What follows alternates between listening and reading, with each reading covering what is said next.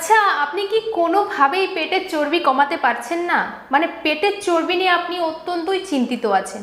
পুরো দিন হাঁটাহাঁটি করছেন, ভালো একটা ডায়েটিং করছেন, ভালোভাবে জিমটাও করার চেষ্টা করছেন, একটা হেলদি লাইফস্টাইল লিড করছেন।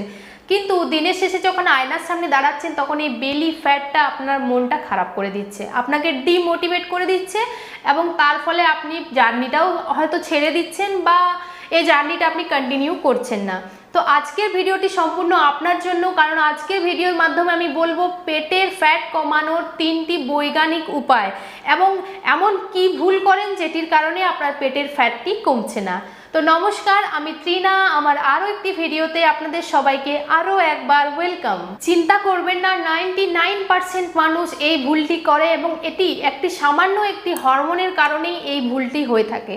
আজকের আমি 3টি এমন সস্তা এবং বৈজ্ঞানিক উপায়ের কথা বলবো যেটির আপনি যদি ফলো করতে পারেন আপনার কিন্তু ফ্যাট কমানো সম্ভব। বেলি ফ্যাট কমবে, সেটাও আবার 15 দিনের মাথায়, এবং আপনি কিন্তু সেটা ফিল করতে পারবেন যে আপনার এই বেলি ফ্যাটটা কমেছে। এবং আমার 3 নাম্বার পয়েন্টটি এতটাই সহজ যে আপনি চাইলে আজ রাত থেকেই কিন্তু সেটি ফলো করতে পারবেন। তাই মনোযোগ দিয়ে বলবো, ভিডিওটি দেখুন, কারণ ভিডিওটি আপনার জন্য খুবই কার্যকরী। আর আপনি যদি ভিডিওটি স্কিপ করতে থাকেন তাহলে প্রপার নলেজ আপনার কাছে পৌঁছবে না, এবং আপনার কাছে যখন প্রপার নলেজ পৌঁছবে না তখন আপনি কিন্তু কোনোভাবেই প্রপার কোনো কিছু করতে পারবেন না এবং রেজাল্টটাও অ্যাট লাস্ট আপনার কাছে প্রপার হবে না, এবং আপনি ভালো রেজাল্ট যেহেতু পাবেন না আপনি ডিমোটিভেট হয়ে সেই আগের রাস্তাতে আবার ফিরে যাবেন। তাই আমি প্লিজ বলছি আমার ভিডিওটি স্কিপ না করে পুরো দেখবেন। প্রথমে আমাদেরকে রহস্যগুলো জানতে হবে।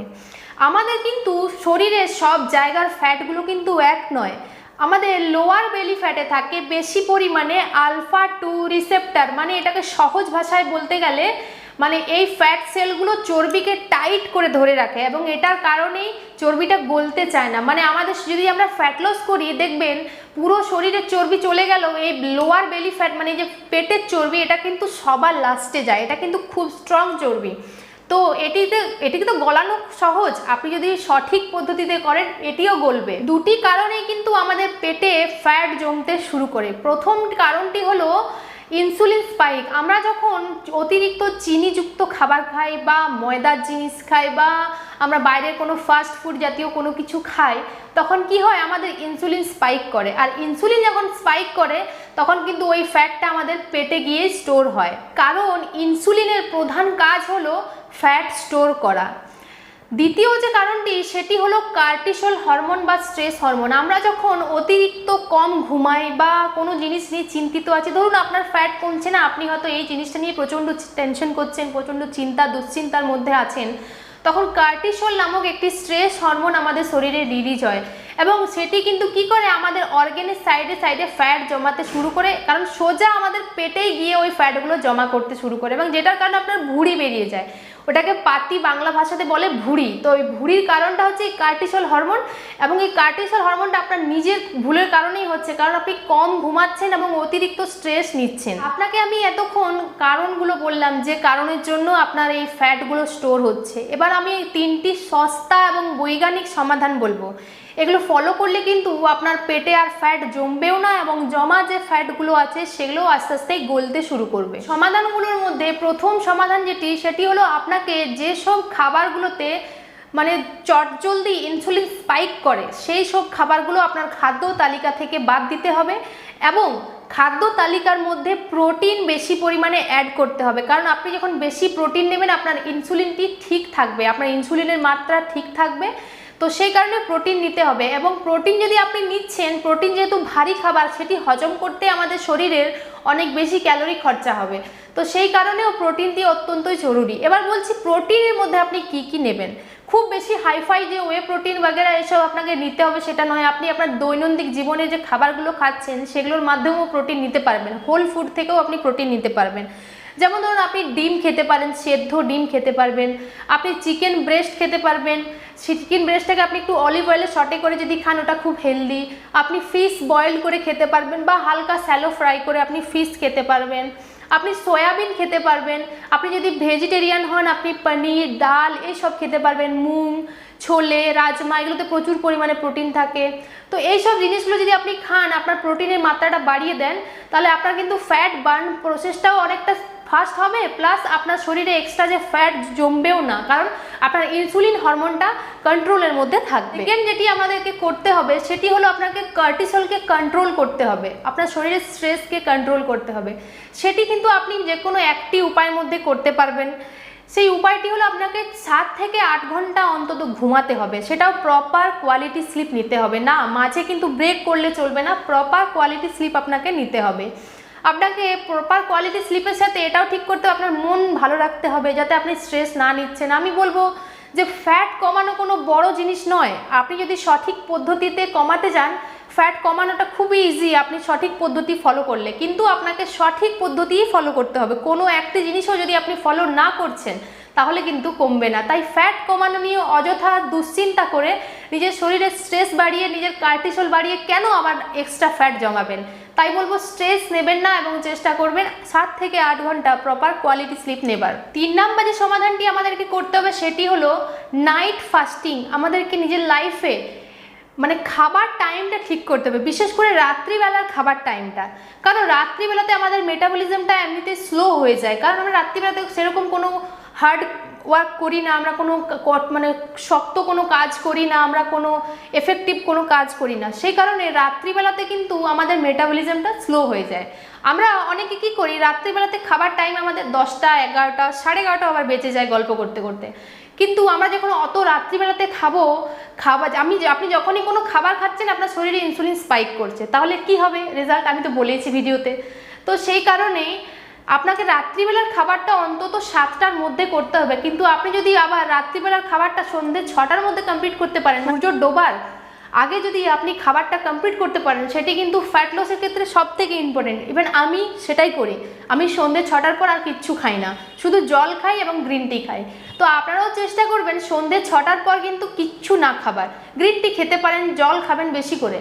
আবার আরেকটি জিনিস করতে পারেন, খাবারের মধ্যে রাত্রিবেলাতে হালকা খাবার রাখবেন, যেমন ভেজিটেবল স্যুপ খাবেন, চিকেন স্যুপ খাবেন, একটু ওটস, একটু ডিম দিয়ে একটু হালকা করে অমলেট বানিয়ে খাবেন।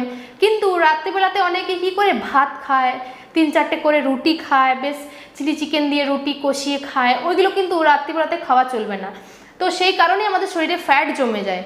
তো আপনাদেরকে এই অভ্যেসগুলি সম্পূর্ণ বদলাতে হবে, রাত্রিবেলার খাবার জিনিসগুলোকে কন্ট্রোল করতে হবে, খাবার টাইমটা ঠিক করতে হবে এবং খাবার সিলেক্ট করতে হবে, প্রপার খাবার সিলেক্ট করতে হবে। আমি ভিডিওর শুরুতে একটি কথা বলেছিলাম যে আমরা এমন একটি ভুল করি যেটির কারণে সব কিছু করার পরও আমাদের বেলি ফ্যাট কমে না।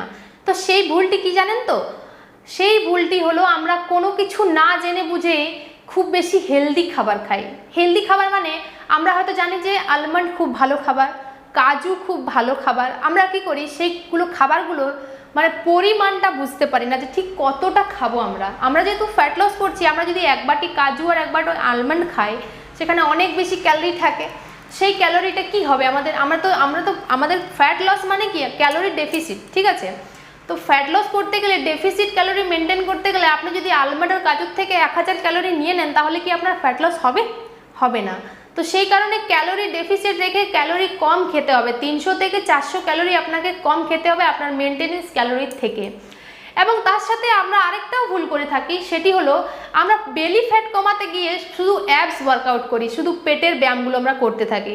আপনারা হয়তো জানেন না, পেটের ফ্যাট কোনো এক জায়গা থেকে কোনো শরীরের এক জায়গা থেকে ফ্যাট কমে না। আমরা যদি চাইছি মুখের ফ্যাট কমাবো, সেটা কমবে না। আমরা যদি ভাবছি শুধু হাতের ব্যায়াম করে হাতের ফ্যাট কমাবো, পেটের ব্যায়াম করে পেটের ফ্যাট কমাবো, গলার ব্যায়াম করে গলার ফ্যাট কমাবো, সেটা কি কোনোদিনও সম্ভব? ফ্যাটটা যেমন এক জায়গাতে জমেও না, আপনি যখন মোটা হচ্ছেন আপনি তো চারিদিক থেকে মোটা হচ্ছেন, শুধু কি পেটটাই মোটা হচ্ছে আপনার?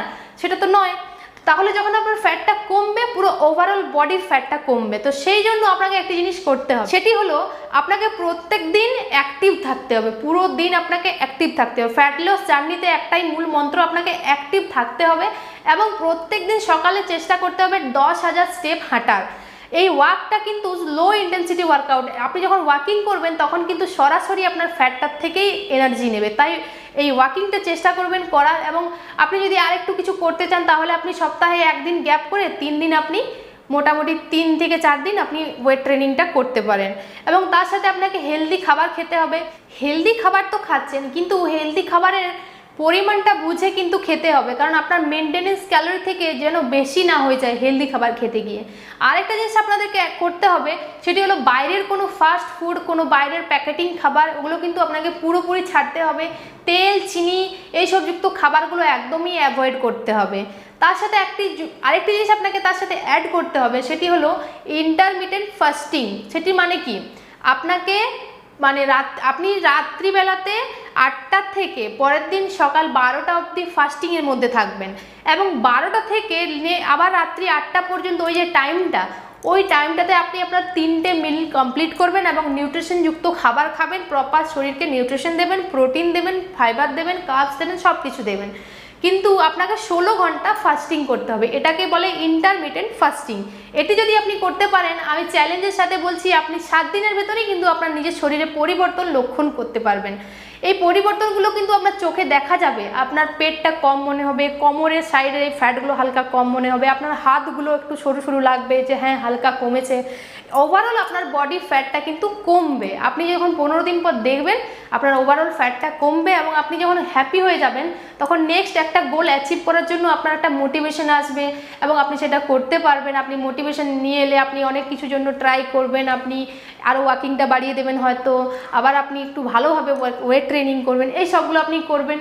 যখন নিজের থেকে ভাববেন যে হ্যাঁ আমি এটা অ্যাচিভ করতে পারবো, আমি এটা করতে পারবো, তখন সব কিছুই আপনার জন্য ইজি। পৃথিবীর কোনো জিনিস আপনার জন্য নয়, এটা কিন্তু কোনো কথাই নয়। পৃথিবীর প্রত্যেকটি জিনিস আপনার দ্বারা সম্ভব, যেটি আপনি মন থেকে চাইবেন। যতক্ষণ না আপনি ওই জিনিসটি মন থেকে করব বলে ভাববেন, মন থেকে চাইবেন, ততক্ষণ কোনো জিনিসই সম্ভব নয়। আমরা আপাতত ভিডিওর লাস্ট মুহূর্তে একদম এসে গেছি। একটা জিনিস ভাবুন, আপনার লোয়ার বেলি ফ্যাট কিন্তু একদিনে জমেনি, এটি অনেক দিনের কর্মর ফলে এটি জমেছে। আপনি অনেক কিছু খেয়েছেন আজে বাজে, অনেক আনহেলদি লাইফ লিড করেছেন, সেই কারণে এটি জমেছে। তাই এটি কিন্তু একদিনে যাবেও না। এটি কমাতে গেলে আপনাকে কঠোর পরিশ্রম করতে হবে, এবং আমি জানি আপনি পারবেন। আমি পেরেছি, আপনি কেন পারবেন না? এই ফ্যাটটা কোনো ব্যাপার নয়। আপনি একটা প্রপার ডায়েট, একটা প্রপার রুটিন মেনে চললেই এই ফ্যাটটি কিন্তু কমবে। এবার বলুন, আমার এই 3টি পয়েন্টের মধ্যে আপনার সব থেকে ভালো কোনটি লাগলো আমাকে কমেন্টের মাধ্যমে জানাবেন। আমার ভিডিওতে একটি লাইক করবেন, আমার ভিডিওতে একটি কমেন্ট করবেন, এবং আমার বি হেলদি উইথ রেনা চ্যানেলের সদস্য হয়ে যাবেন।